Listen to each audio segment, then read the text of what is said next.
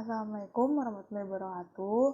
Halo adik-adik, sekarang kita akan belajar tentang tindakan lokal dalam materi pendidikan Pancasila dan kewarganegaraan.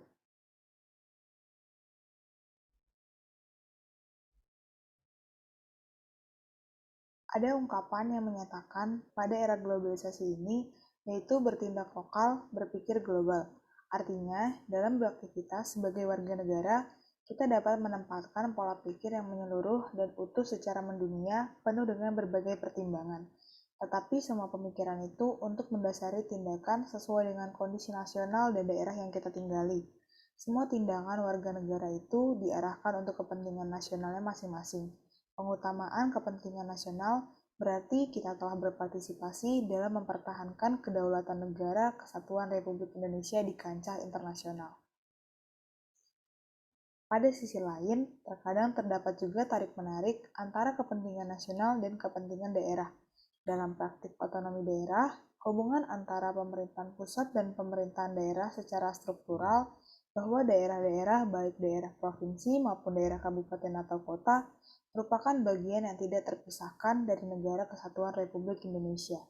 Hal tersebut ditegaskan dalam pasal 18 ayat 1 Undang-Undang Dasar Negara Republik Indonesia tahun 1945 bahwa Negara Kesatuan Republik Indonesia dibagi atas daerah-daerah provinsi dan daerah provinsi itu dibagi atas kabupaten dan kota.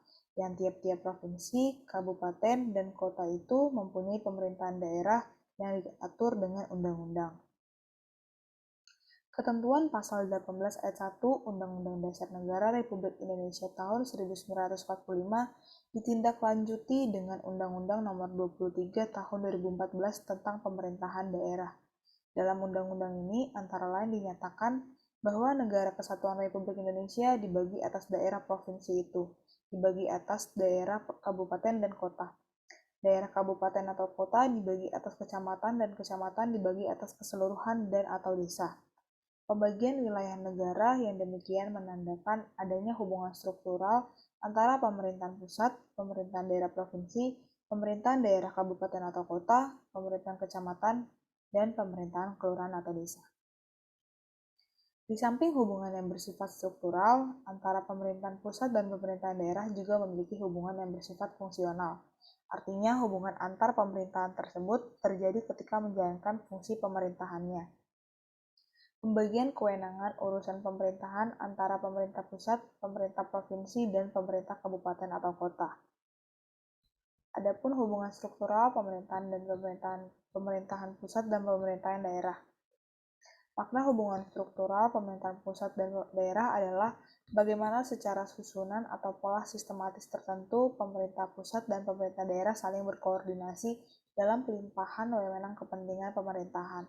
Pemerintahan pusat memiliki beberapa wewenang yang tidak dapat diganggu-gugat. Pemerintah daerah juga memiliki wewenang yang menyangkut dengan daerahnya masing-masing yang dilimpahkan dari pemerintah pusat. Pelimpahan wewenang dengan cara dekonsentrasi dilakukan melalui